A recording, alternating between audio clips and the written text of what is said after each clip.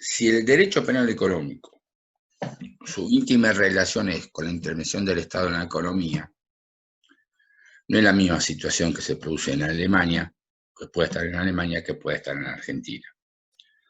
Durante la década del 60 y principios del 70, esto estaba claro.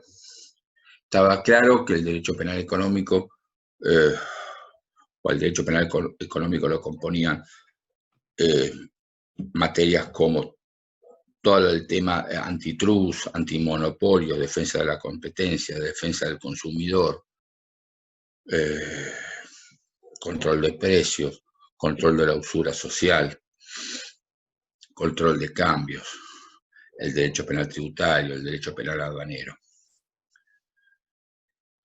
En países subdesarrollados, o en países como en Argentina, por ejemplo, ya tenía su importancia lo que hoy se conoce como fuga de capitales o transferencia de tecnología, que a lo mejor estas dos facetas, fuga y transferencia de tecnología,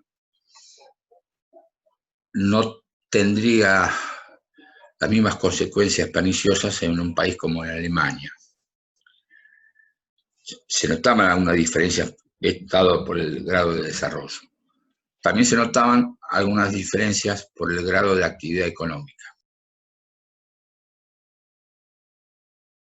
Digamos, desde Alemania, el profesor Tiedemann ensayó una definición, ya por aquel entonces, por el principio de los 70, de derecho penal económico en sentido amplio y en sentido estricto.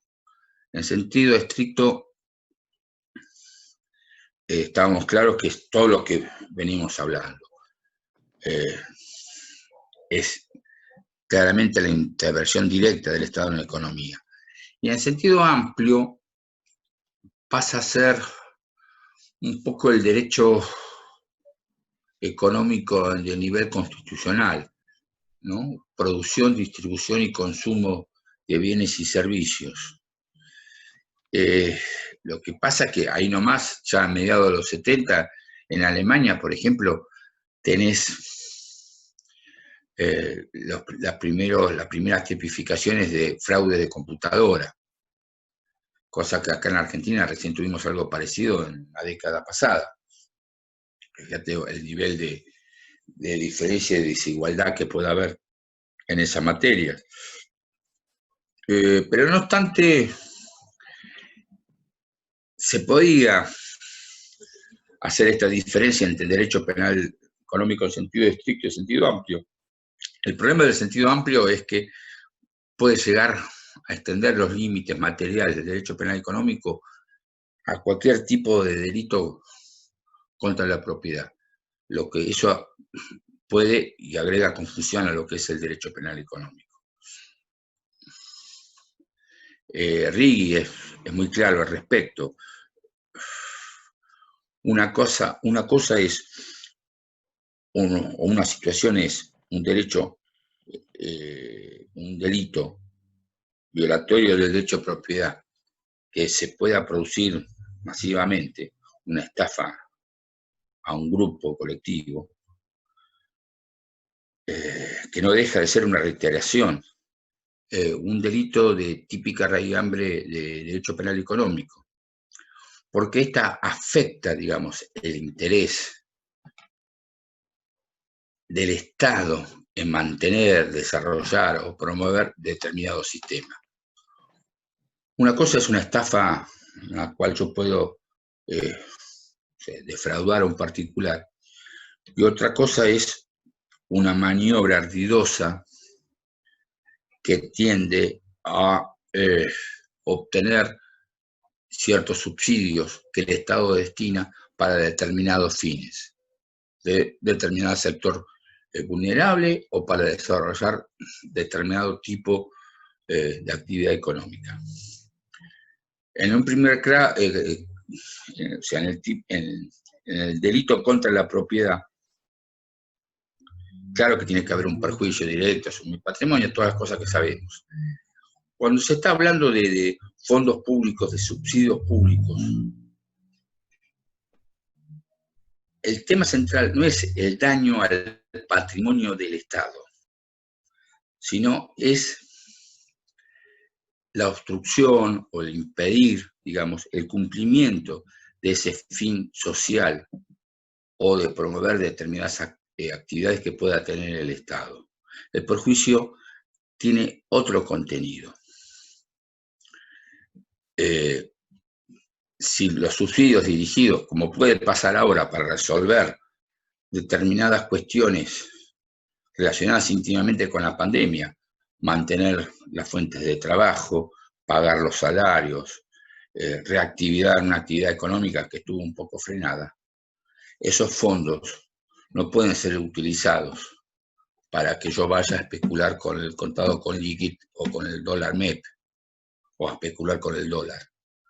Ahí el perjuicio no es que hay que hacer una pericia contable, esto es lo que a veces no se entiende, para ver cuánto implicó estos fondos en el patrimonio del Estado. Más allá que puede tener su significado, si esto lo hacen 1 millón de personas, pueden llegar a afectar, no sé, 100 millones de pesos. Pero lo que se afecta es decir, a ver, acá había determinadas pymes que necesitaban esos fondos y no lo pudieron obtener, o para obtenerlos se tuvo que emitir más. ¿Por qué? Porque hubo algunos aprovechados que recibieron esos fondos no para reactivar su empresa, sino para ir a especular, sobre todo con el tema dólar. Esto se deben las restricciones, por ejemplo, que se pusieron ahora en materia de los subsidios que está otorgando el Estado. Dijo, bueno, pero no compren dólares o que no hayan comprado dólares 90 días antes y que no inviertan en dólar MEP o contado con liquid 90 días después. Se entiende esto, lo que yo quiero decir. No es lo mismo que la afectación directa al patrimonio de una persona, es otra cosa. Y esto justamente lo dieron, se observó en Europa, porque desde el año 55, 54, están los primeros tratados de unión económica que tienen que ver con el carbón, tiene que ver con el trigo, bueno, etcétera, etcétera, donde se estuvieron viendo todas unas maniobras tendientes a los fraudes en materia de subsidios, que tenían otra mecánica distinta, digamos, a la estafa común. Tal es así que se llega después sí a una tipificación, ya a fines de los 60 y de los 70, en materia de fraude a los subsidios. Pero hasta esa época esto se tenía claro. Podía agregarse algo más en algún tipo de lo que es la actividad económica, por lo que dijimos antes con respecto a la intervención de las personas jurídicas. Otro bien jurídico, otro bien que pasa a tener su importancia es el medio ambiente. No nos olvidemos que los delitos que hoy se conocen medioambientales se iniciaron siendo delitos contra la salud. Era necesario que la afectación del medio ambiente, más allá de la afectación de la pureza del aire o de las aguas, lo que tuvieran fuera un perjuicio directo a la salud de las personas. Porque no se podía considerar el medio ambiente como un bien jurídico protegido desde una perspectiva individualista liberal. Con el avance y consolidación del Estado de Derecho, ya la asunción de que pueden existir bienes jurídicos colectivos, el medio ambiente en sí pasó a ser considerado como un bien jurídico en sí mismo. Antes de llegar al daño concreto a la salud de las personas, el afectar, digamos, el sistema ambiental podía ser considerado en parte una infracción o en parte un delito. Pero esta era una discusión por canales lógicos. En 1970 lo que sucede es, por una parte, comienza lo que los economistas llaman la etapa de financiarización de la economía, donde, como explica Galbraith, habiéndose perdido la memoria del crack del 29, se comienza a alabar, sí, directamente, a sostener la especulación. se abandona el sistema del patrón oro, hay una especie, surge nuevamente un sistema de libre cambio en cuanto a lo monetario, y comienza toda una etapa de especulación que es la que después explota, no termina, explota con la burbuja de la Supreme en el 2008 y con toda otra serie de manifestaciones que se dieron durante principios de la década pasada. Pero esto comienza en los 70, por lo menos toda esta mentalidad impuesta por Milton Friedman, principalmente una economía que hoy llaman libertaria, que tiende a la total desregulación, que tiende a la autorregulación del mercado y donde la especulación es bien vista.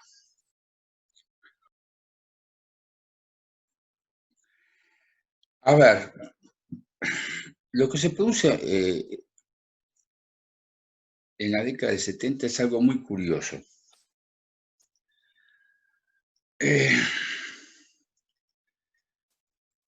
Primero se pierde esto lo explica muy bien Galbraith, porque Galbraith hace una especie de historia de todos los cracks financieros y bancarios que hubo en la historia. Los relaciona, los menciona, hace principal hincapié en los producidos durante el siglo XIX en Estados Unidos, todo ese tipo de maniobras, y después profundiza sobre el crack del 29 y después nos sigue comentando y llega casi hasta el 2008. Él lo que dice es que las sociedades no tienen memoria o pierden la memoria. Digamos, la hambruna del 29 duró en la conciencia colectiva hasta cierta época, después las otras generaciones pensaban que iban a tener, no sé, que ya tenían la gallina de los huevos de oro. Y bueno, y de un capitalismo de producción, de economía real, se pasa a otro tipo de capitalismo. Esto lo explicó, y realmente es así, el presidente Alberto Fernández hace poco, donde dice que los gerentes financieros pasan a tener una mayor importancia en las empresas que aquellos que están dedicados a la producción de los bienes o de los servicios que producía esa empresa. Hay un ejemplo, vos podés tomar algunos balances de empresas durante la dictadura del 76 y vas a ver como muchas de esas se dedicaban a la producción rural. A lo mejor la mayor inversión que podían tener era la financiera, eran lo que ahí, con la reforma financiera de Martínez de Oro del 77, se conoció como la bicicleta financiera. O en la década pasada, o en parte de esta década, empresas importantes de primer orden mundial, vas a ver que las principales inversiones están en la especulación financiera y no en la producción de bienes y servicios. Esto es más propio de sociólogos o de economistas. Hay una razón simple. Si vos ganás 100 pesos especulando en la bolsa, es mucho más sencillo, mucho más fácil, es mucho más tentador que ganar 50 produciendo coches, que tiene otra virtualidad. Lo que sucede es que el riesgo también es mayor, pero no es cuando se deja de lado o se olvidan las consecuencias de ese riesgo que se asume en forma sideral, comienzan a tener estos problemas. Ahora, esto no es una cuestión de una perspectiva meramente individual, porque yo lo vuelvo a decir, si alguien quiere ir y apostar sus 100 millones de dólares en, no sé, en el casino, que los apueste. Otra cosa es cuando hay todo un sistema que promueve eso, porque entonces ahí las consecuencias, la dañosidad social que también explica don David Baigún, es monstruosa. Se transfiere a toda la sociedad. Y por otro lado, muchas veces, y a pesar de de lo que dicen los amigos neoliberales. En estos casos siempre aparece el Estado, asumiendo esa dañosidad social. Pasó en el 29, pasó en las demás crisis financieras y bancarias, y pasa después en el 2008 y el 2009. Cualquiera puede googlear acerca de la emisión monetaria que tuvo que hacer Estados Unidos en el 2008-2009 para hacer frente a todos estos problemas que contrajo esa burbuja, o el Banco Central Europeo. Con lo cual, se vuelve a insistir, parece increíble, el 29 parecía que le ponía un freno a todo lo que había sido el liberalismo capitalista desenfrenado de la década del siglo XIX. Pero bueno, hoy se vuelve a hablar también de todo lo que es, o ya hace 20 años, 30 años, que se viene hablando de la flexibilidad laboral. Como si fuera lo mismo un pibe de 22 años que se recibió, no sé, en alguna materia relacionada con los sistemas informáticos, a un obrero metalúrgico de 50 y pico de años. Quiero decir, bueno, puede ser que haya que adecuar los sistemas para las nuevas profesiones, los nuevos trabajos, pero en las otras ramas se sigue trabajando en forma similar a como se trabajaba un siglo atrás, y también quieren flexibilizar laboralmente.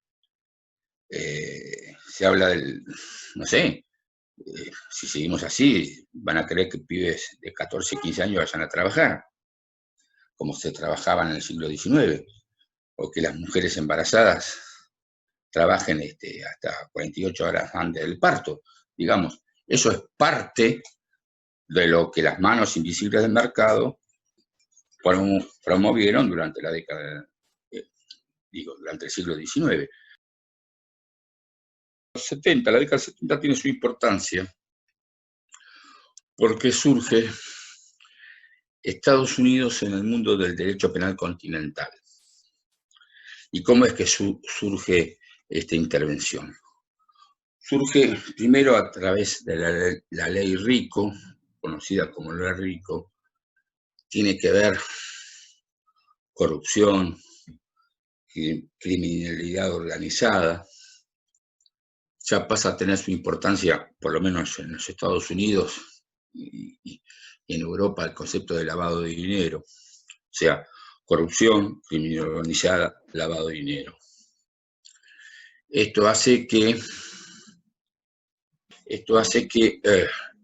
la intervención de Estados Unidos, por su influencia y su importancia en el derecho penal continental, pasa a tener una importancia que hasta ese entonces era escasa. Acá quiero separar dos aspectos. Por un lado, Estados Unidos lo que nos trae son construcciones del derecho penal anglosajón, que es muy diferente a nuestro sistema penal. Eso trae determinado problema. También sirvió a lo mejor para desmomificar un poco nuestro derecho, lo que no estaba mal, lo que no estaba mal. El gran problema de esto es que con el derecho importado de Estados Unidos, o la influencia de Estados Unidos, viene, digamos, todo el tema político-económico detrás, ¿no? Sobre todo con el tema, por ejemplo, de lo que se entiende corrupción. Con el proceso iniciado en los 70 de financiarización de la economía, ya está en auge Reagan, Thatcher, todo un proceso neoliberal que tiene su influencia en el derecho penal económico, porque comienza todo un sistema de desregulación en todo orden, también en lo que se podía denominar como intervención del Estado en la economía. Es una época donde pasa a tener más importancia digamos, ese derecho penal económico en sentido amplio que el derecho penal económico en sentido estricto. Para muchos autores, el derecho penal tributario deja de ser un delito económico y pasa a ser un delito, digamos, contra el patrimonio, y que solamente en un sentido amplio puede ser considerado de derecho penal económico. Pasa a tener importancia, por eso ahí se empieza a hablar desde el punto de vista dogmático, los bienes jurídicos mediatos e inmediatos. Y el bien jurídico inmediato, que es el más importante, digamos, en esa construcción, tienen que ser derechos individuales. Entonces, como no se lo puede encontrar, por ejemplo, en el sistema tributario, en el derecho penal aduanero, se pone en duda la calidad de normas penales de estos sistemas. Se quiere volver un poco a lo de Goldsmith, a una administrativización de todas esas normas penales. Está la construcción de Silva Sánchez, que como dije antes, no es otra cosa que reservar al derecho penal económico un carácter de sanción administrativa. Una década 80 y los 90 en este marco de gran confusión. Pero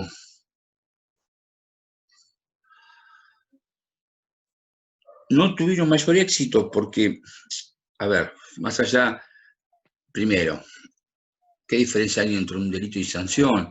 Y yo estoy de acuerdo que en este campo es un tema cuantitativo, como una condición objetiva de punibilidad. Y después por las consecuencias que trajo aparejado todo este sistema. A ver, desde 1930, después del crack del 29, con la ley de bancos en Estados Unidos, con la consolidación del Estado Social de Derecho después de la Primera Guerra Mundial, llegamos a los 70, incluso pasamos los 70, y no hubo en todo el mundo una gran crisis bancaria financiera, similar al del año 29 o la que vamos a tomar en el 2008. Esto significa mucho. Cuando comienza el desmoronamiento del Estado Social de Derecho y mucho del sistema de control de bancos, de control de la actividad financiera impuesto a través de los años 30, ya a fines de los 80 tuvimos unas importantes crisis financieras, como la crisis de los bonos basura en Estados Unidos, que se tendió a la bolsa europea, Japón, incluso tuvo sus circunstancias acá en Argentina. En los 90 se continúa con la desregulación y autorregulación del mercado, comienza un apetito especulativo por todo el mundo, es donde se inician estos famosos fondos buitres o fondos de inversión que conocemos ahora, como la banca en la sombra, muchas veces siendo apéndice de los bancos, porque aún dentro de la desregulación, un banco X, algún tipo de regulación o de normas jurídicas o de control de actividad tenían, poca más que nada. Pero esta banca en la sombra, estos fondos comunes de inversión, no estaban sometidos ni están sometidos a ningún poder de policía financiero y bancario. Además, comienza ya y se profundiza y ya es universal toda la inversión offshore, toda la plata negra que circula por todo el mundo. De las peores actividades criminales, desde la trata de personas o narcotráfico, hasta una actividad, entre comillas, normal, como puede ser la evasión, planificación o elusión fiscal.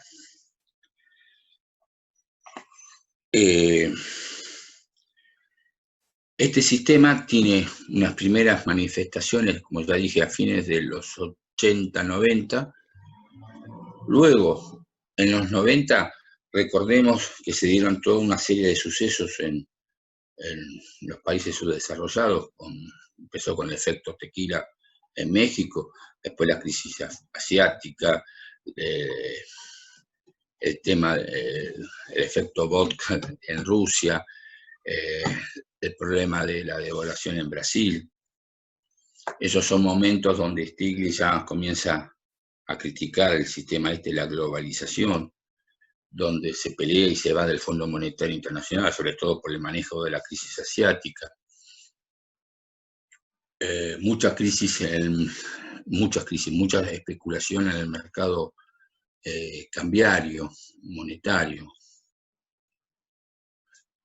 A los principios del año 2000 tenemos la crisis de las grandes empresas multinacionales, que comienza con Enron. Enron, poco tiempo antes de su caída, era vista como una de las principales empresas modelos del mundo, elogiada por su sistema de lo que era en aquel momento compliance, de autorregulación. Bueno, después se vio todo el patrimonio oscuro, negro que tenía, con empresas vinculadas en paraísos fiscales. A los pocos años de iniciado la década pasada tuvimos la quiebra de Parmalat, que por aquel entonces era la quiebra más grave o con mayor dañosidad social en la historia. Todas esas alertas no cansaron, se siguieron profundizando con el sistema de la autorregulación, ya el sistema implementado, reitero, impuesto a nivel internacional de policía bancaria, regulación bancaria en los 30, fue abandonado y dejado de lado totalmente. Y estaba en todo su esplendor la autorregulación del mercado. Bueno, viene la crisis del 2008, que es una crisis de especulación similar a la producida en el 29.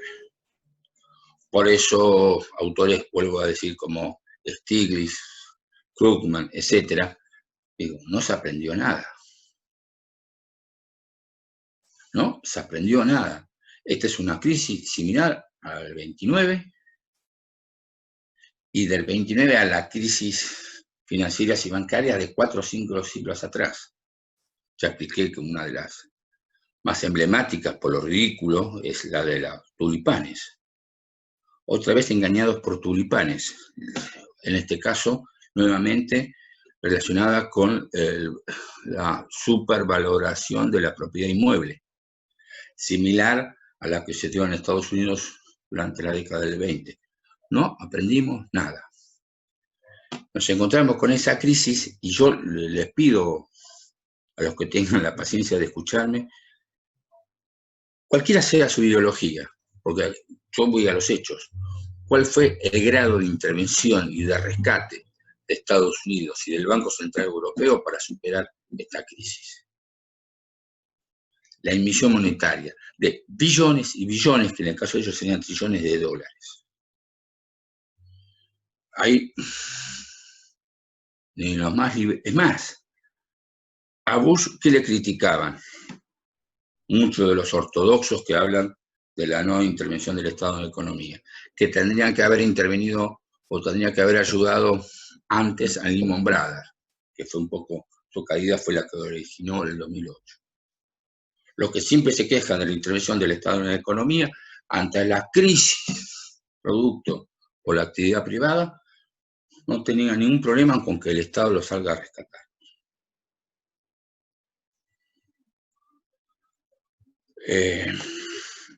Como siempre pasa ante estas crisis, están muchos de los utópicos que dicen que van a cambiar, que las cosas van a cambiar, que el mundo va a ser diferente. Como en parte se dice ahora, yo no lo creo. Yo no creo que nada vaya a cambiar esencialmente si no hay una fuerza que pueda superar a lo que está establecido. Pero bueno, es una idea mía. En el 2008 también se hablaba de la caída del sistema capitalista, esto, del otro. Yo, a mi parte, lo único que quiero es restaurar el Estado social y democrático de derecho. Después podemos hablar de otras utopías, pero empecemos por esta, porque ya funcionó y funcionó bien. Con la crisis del 2008, si uno ve los discursos de los políticos parecería, vamos a controlar los offshore, vamos a controlar esto, vamos a controlar esto. Parecía que se iban a comer a los chicos crudos, como se hizo comúnmente. No pasó nada de eso. ¿En qué terminó la crisis del 2008? ¿Con qué instrumento jurídico? Que los bancos eran demasiado grandes para caer. Los bancos eran demasiado grandes para caer, para quebrar. Digo, esto es un principio que debe ser repudiable desde cualquier conciencia republicana. ¿Cómo es esto? Si yo tengo un maxi kiosco y hago las mismas maniobras que hace un banco de aventurismo financiero o ilícitas, yo maxi kiosco me pueden condenar penalmente, puedo ir a la quiebra, quitarme los bienes, todo. Ahora, si soy banco, no. Viene, me subsidia el Estado y está todo bien. Porque claro, si yo caigo... A ver, ¿cómo es esto? Que los accionistas de los bancos en un sistema capitalista liberal y transparente y igualitario tienen un privilegio que si sos accionista de cualquier otra sociedad más chica, nunca vas a responder con tu patrimonio. Creo que esto debe ser repudiado por cualquier conciencia democrática y normal, ¿no? Y esto es lo que se produjo un poco en el 2008. No se cambió nada, se siguió, digamos, con la misma mentalidad. Lógicamente que en los países, en Europa, por ejemplo, ¿quiénes fueron presos en sí en esto? Porque, viste, acá el tema de los presos. ¿Cuántos presos fueron por la debacle del 2008? Madoff, porque Madoff estaba por fuera del sistema. Madoff era una persona individual que había hecho el famoso sistema piramidal de Ponzi. Ahora, cuando esto lo hicieron los bancos, cuando maniobras similares lo hicieron los bancos, a ellos no les pasó nada, no. Fueron subsidiados por el Estado. Hay un periodista, no importa, en Argentina, cara dura, que cada vez que se dice, pero los devolvieron. ¿Y cómo no los van a devolver? Pero yo te puedo asegurar, Sebastián, que vos ni a mí, los estados nos pueden prestar de la forma que le prestaron los bancos. Ni por la cantidad, ni por la modalidad. Fueron verdaderos subsidios. Que no digo que esté mal, porque eso tenía que evitar, digamos, que el banco se cayera, bueno, toda una serie de sistemas. Yo hablo de las contradicciones de aquellos que hablan de la intervención del Estado en la economía. Además, ante crisis de este tipo, tenemos que ver muy bien, una cosa son los ahorristas, otra cosa son los accionistas y otra cosa son los administradores. Porque en medio de esta crisis, y estos se hicieron denuncias, y en Estados Unidos y en Europa, muchos de estos directivos o administradores dejaron de cobrar considerables honorarios. Incluso habiendo sido subsidiados esos bancos por los estados. Hay dos casos famosos por el tema de relacionados con el delito de administración fraudulenta y el cobro de honorarios por parte de los administradores, si hay algún tipo de límite o no, con dos fallos de dos cortes supremas totalmente distintas. El de un país como España, donde la Corte Suprema de Justicia hace una interpretación totalmente individualista y liberal, el administrador puede cobrar lo que quiera, y la sociedad es libre, todo eso. Y después de un Estado de raigambre socialista, totalitario, chavista, seguramente camporista, como el Estado alemán, esto lo digo en chiste, ¿no? Que la Corte Suprema de Justicia dice, no, mentira, los honorarios, todo tienen que tener ciertos límites y estar relacionado con la actividad, con el tema de las utilidades, no es que vos podés hacer cualquier cosa desde la administración de una entidad, sea una empresa, banco, lo que sea. Bueno, este fue uno de los tantos debates que se dieron o se pusieron sobre el tapete después de la crisis del 2008. Después de la crisis del 2008 también en Europa se dieron dos fenómenos, o sea, se descubrieron toda una serie de delitos de los bancos que independientemente de lo que llevó a la crisis del 2008. Baigún, a ver, Abtalión tuvo a su cargo la defensa del primogénito derecho penal económico contra los ataques, digamos, del pensamiento liberal. Que, como dije, pensamiento o ataques honestos, lógicos, desde una postura ideológica.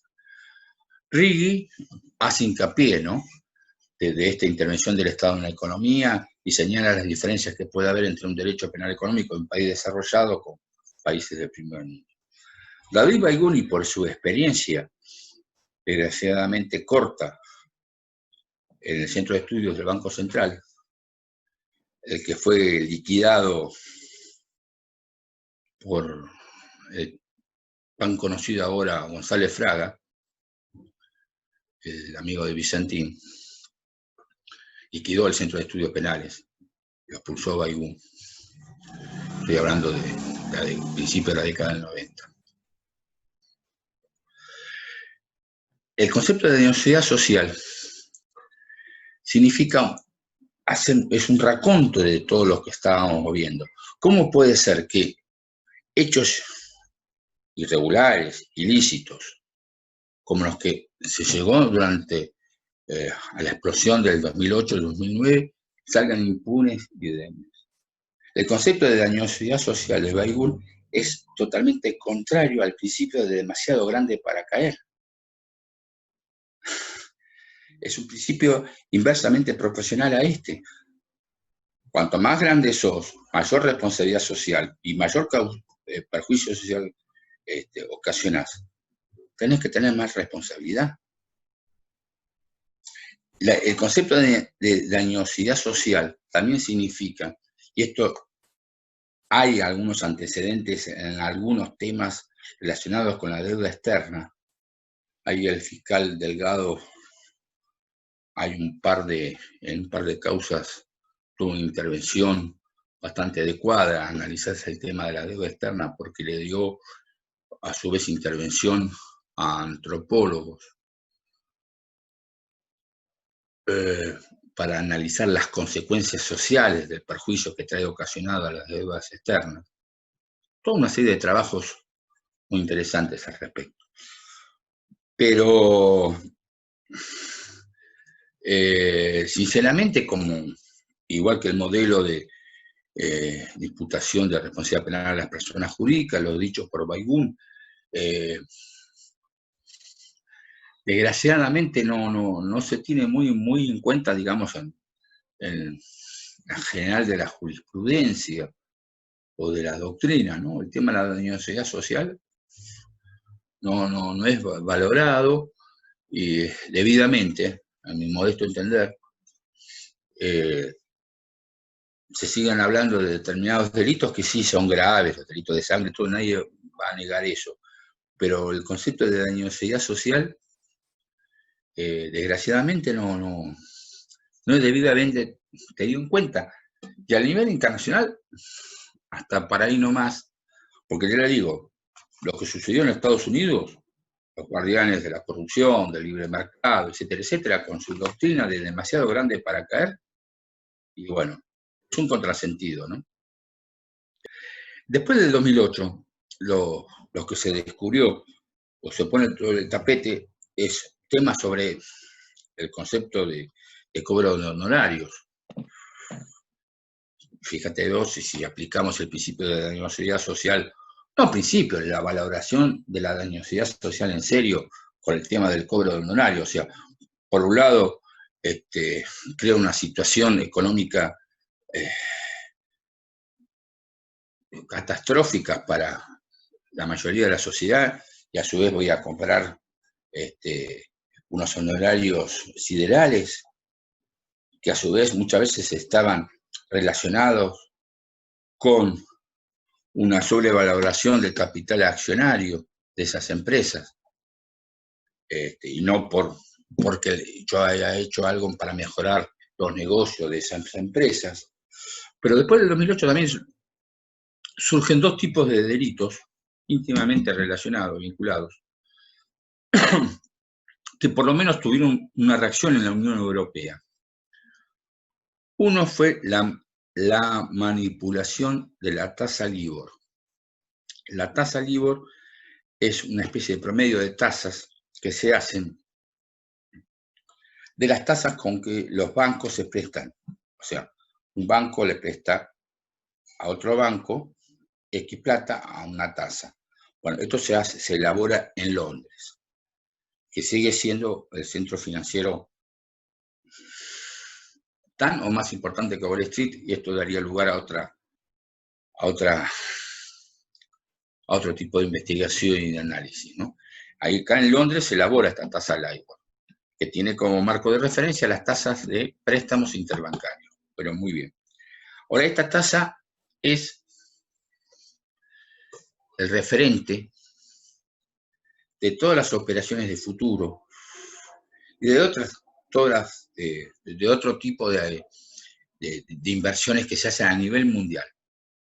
Estamos hablando entonces que es una tasa que es referente para inversiones multimillonarias, billonarias o trillonarias de lo que circula, de dinero que circula en el mundo. Ahora, ¿qué pasó? Lo que se observó después del 2008, se descubre después del 2008, que esta tasa LIBOR estuvo manipulada, estaba arreglada entre los bancos. Causó un escándalo en Europa, una investigación también en Estados Unidos y la sanción siempre de los principales 5 o 6 bancos a nivel mundial. Pero siempre fueron sanciones económicas, que parece muy, yo no sé, yo perdí la cuenta porque no siempre se puede seguir la información, pero estamos hablando de sanciones por montos de miles de millones de dólares o por decenas de miles de millones de dólares. Pero eso, como se dice comúnmente en los muchachos del barrio, es un vuelto.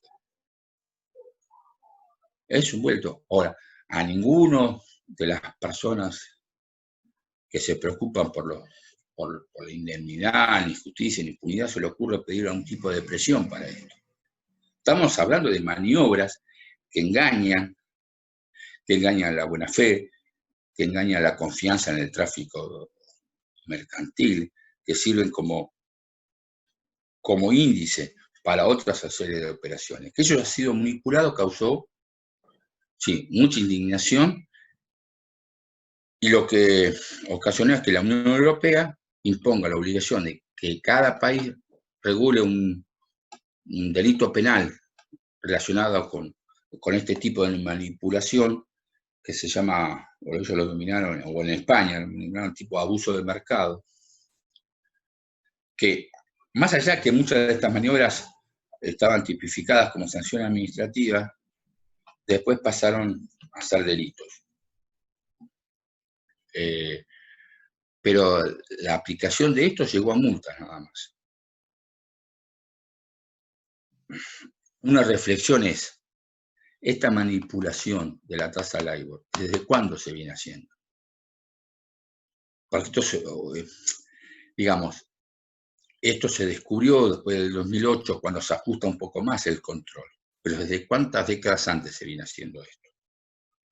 Cuando se habla nuevamente del libre juego, de la oferta y la demanda, ¿cuántas de estas maniobras que tienden a manipular los precios de mercados se ejecutan a diario?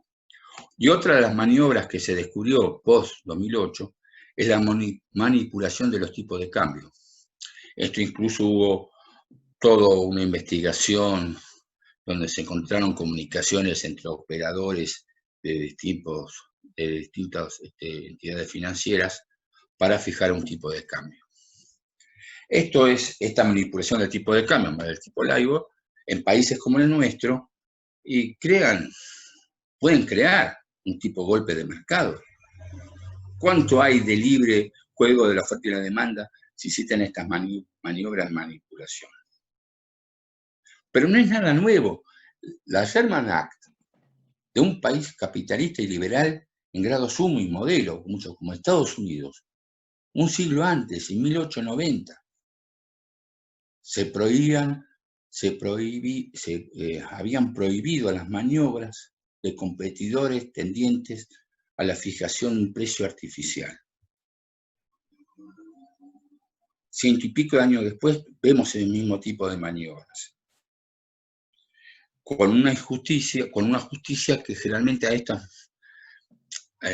estos extremos no se llega con sanción, o llegan con sanciones económicas.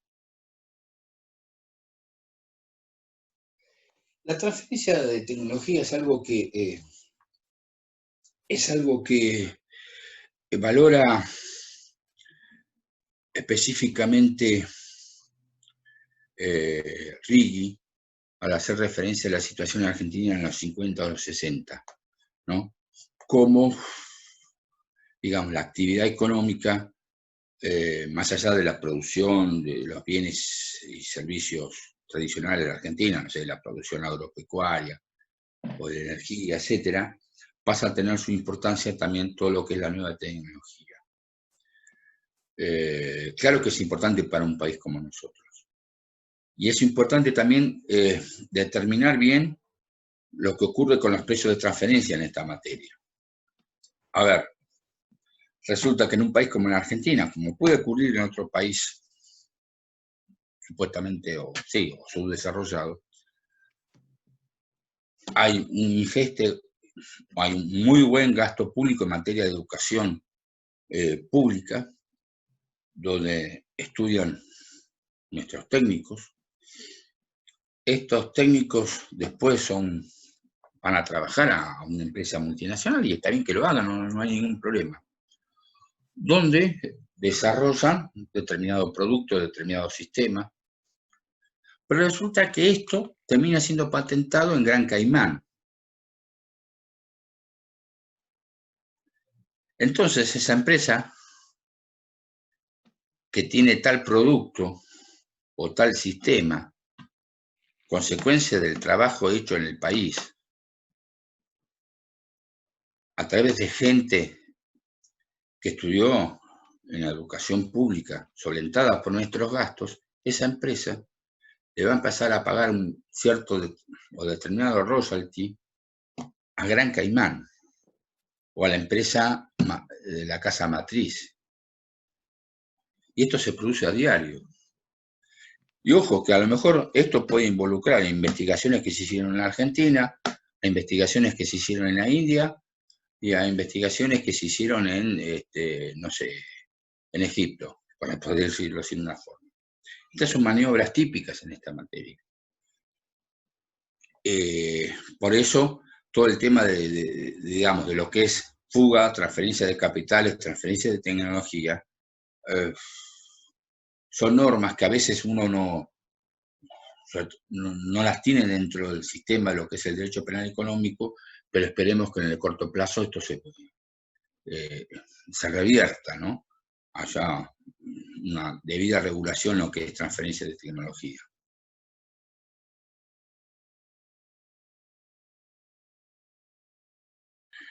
Mira, 3 cosas me gustaría reflexionar. Autores como Baigún, Righi, hasta León en su momento, hoy en día el español Gracia Martín, relacionan específicamente el derecho penal económico. En el discurso del profesor español hablan de un derecho moderno genérico con el Estado social y democrático de derecho. Este Estado, por oposición al nudo Estado liberal o al Estado liberal clásico. Con lo cual no estamos, al igual que lo que es la intervención del Estado en la economía, que se observa en todos los países del orbe, en mayor o menor medida, incluidos países como Estados Unidos, Inglaterra, cuando están en juego sus intereses.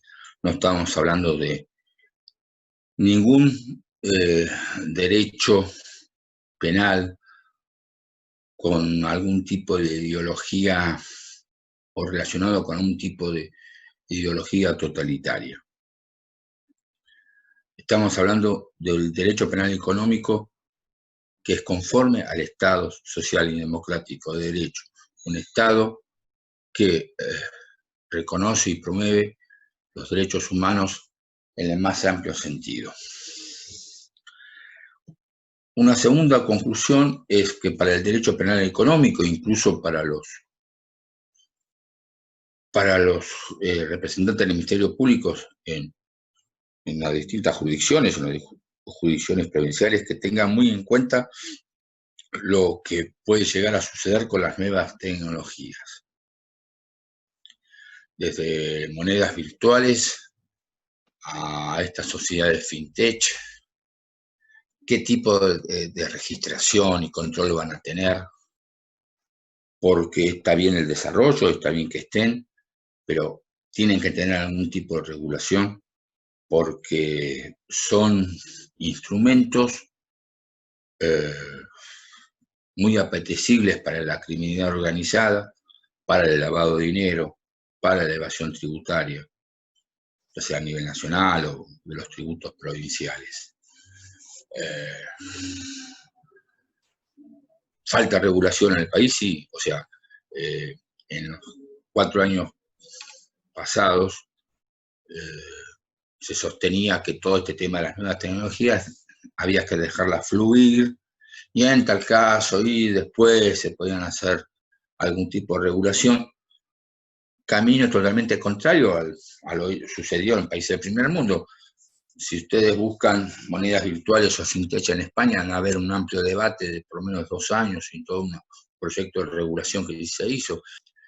Y después, a nivel del Ministerio Público de las provincias, vuelvo a insistir, el tema del lavado de dinero, bueno, vos ahí en Santa Fe o en Rosario lo tenés a flor de piel, ¿no? Otros delitos que pueden llegar a evitar que se consoliden, más allá de la jurisdicción o de la competencia final, tipo, trata de personas. El tema del lavado de dinero es que yo entiendo que, o participo de todo el debate acerca de la competencia. Creo que por principios de economía procesal, el delito de lavado de dinero, estando determinado el delito precedente, tiene que seguir la competencia de este. Por lo tanto, si es un delito de competencia provincial, el lavado de dinero, se tendría que investigar en la justicia provincial. Sí, yo creo que el trabajo de los fiscales en toda esta materia es enorme. Son muchas las aristas viejas y nuevas que se le van a ir dando para que se hagan muy buenas investigaciones. Yo no puedo dejar de mencionar que en materia bancaria, en Córdoba, incluso en Santa Fe, en Mendoza, hubo algunas causas por caída de bancos de importancia, incluso para el erario público provinciales. No es una materia que sea ajena. En materia bancaria, están los bancos, que son los agentes financieros de la provincia, los que hay que cuidarlos, tratar que se administren de la forma más honrada posible, o honrada posible no, de la forma más honrada y en cumplimiento de la normativa. Sí, creo que tienen un amplio campo de acción, ¿no? Y con lo que se viene, con las nuevas tecnologías también, o sea, no sea cosa que se utilicen registros provinciales, las IGJ provinciales, como para constituir sociedades virtuales o moneda virtual que después terminen en grandes estafas, o que sirvan como ya, o sea, con el sistema de las monedas virtuales ya en el campo internacional se han descubierto que pagos de rescates, de secuestro, o sea, digamos, se utilizaron las monedas virtuales para esconder los fondos recibidos por secuestros extorsivos. No, tiene un trabajo con muchas aristas, ¿no? Creo que encuentros como estos hacen bien porque, bueno, así como yo puedo desconocer la realidad de algunas provincias o cuál es la situación donde ellos en algún momento espero que puedan también referirse, también pueden tener a lo mejor un poco más de conocimiento de otros temas que a lo mejor a nivel provincial no pueden tener importancia hoy, pero lo van a tener mañana. No me cae ninguna duda que todo el tema de las nuevas tecnologías va a ser una cuestión muy importante, ya lo es, y lo puede llegar a ser aún más en el corto plazo.